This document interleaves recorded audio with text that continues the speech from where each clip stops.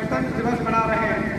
गणतंत्र दिवस जो कि 26 जनवरी 1950 को संविधान लागू होने पर मनाया गया था। आज के दिन ही संविधान को देश के लिए लागू किया गया था। आज हम 76वां गणतंत्र दिवस मना रहे हैं। देश जो कि संवैधानिक देश हो गया 26 जनवरी 1950 को, और पूरा कार्यभार और पूरी व्यवस्था यहाँ के लोगों के हाथ में सौंप दी गई। यहाँ के लोग अब उस व्यवस्था को कैसे चलाते हैं ये उन्हीं के ऊपर तय होने लगा। हालांकि उससे पहले जब यहाँ अंग्रेजों की सरकार थी, ये कहते हुए, इस निष्कर्ष को कहते हुए मुझे काफी दुख हो रहा है कि अंग्रेजों के समय भारत का जो रुपया था वो डॉलर के मुकाबले महंगा था, और अंग्रेजों के जाने के बाद से डॉलर के मुकाबले रुपया गिरता हुआ ही जा रहा है। और आज $1 86 रुपये से ऊपर हो गया।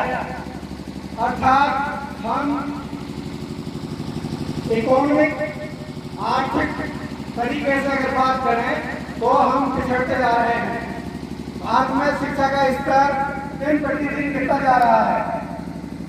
आज जहां दूसरे देश तरक्की करके विज्ञान के मामले में हमसे बहुत ज़्यादा आगे निकल गए हैं, वहीं हम विज्ञान के लिए, विज्ञान की चीज़ों के लिए, आज टेक्नोलॉजी के लिए हम काफ़ी हद तक दूसरे देशों पर निर्भर है। हमारा देश जो सदियों से एक बहुत ही बड़ी मुसीबत और बहुत ही बड़ी समस्या को झेलता आ रहा है, वो है जातिवाद। बहुत सारे विचारक हुए जिन्होंने जातिवाद को खत्म करने की भरपूर कोशिश करी और अपना जीवन उसी में लगा दिया, परंतु देश की आज़ादी के बाद एक भी पार्टी ने अपने एजेंडे में इस चीज को गंभीरता से शामिल नहीं किया कि इस देश से जातिवाद को खत्म किया जाएगा।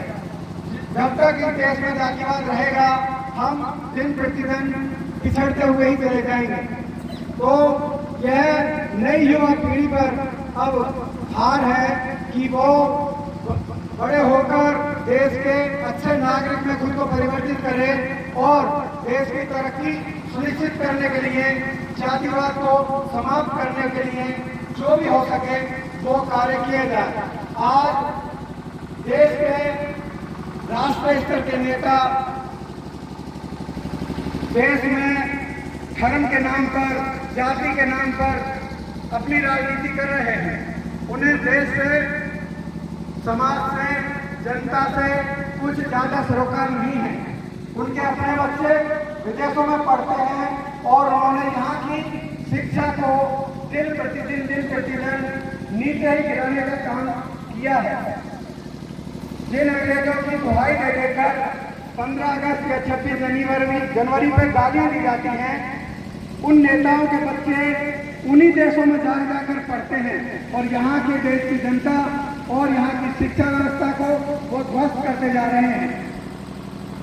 मुझे कहते हुए खेद हो रहा है कि जहाँ पहले प्राइमरी के बच्चे पढ़कर ही देश की उच्च व्यवस्था में पहुँच जाते थे, वहाँ आज महंगे से महंगे स्कूलों में पढ़कर भी मात्र छोटी मोटी नौकरियों में फॉर्म डालने लायक हो पा रहे हैं।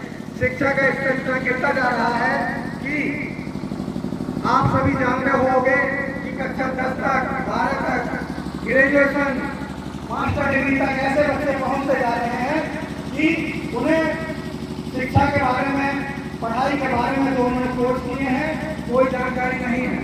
उसका एकमात्र कारण है व्यवस्था को नेताओं द्वारा चौपट किया जा चुका है, और जो बची खुची व्यवस्था है जिसमें आप पढ़ रहे हैं, ऐसी संस्थाओं में इनको भी ध्वस्त करने की दिनों दिन प्लानिंग चल रही है। कहने का मतलब यह है कि आम जनता के जीवन में स्तर में सुधार केवल और केवल शिक्षा के द्वारा ही हो सकता है। तो आप सभी सीरियस होकर गंभीर रूप से पढ़ाई करें और पढ़ाई पर विशेष ध्यान दें। आपका भला केवल और केवल आपके अच्छी शिक्षा से ही हो सकता है। अपने लक्ष्य को बड़ा करें और उसकी प्राप्ति के लिए दिन रात मेहनत करें और लक्ष्य की प्राप्ति होने तक ना रुकें। धन्यवाद। तालियां बजाओ। कहाँ से काटेंगे? बोलिए, कट करिए।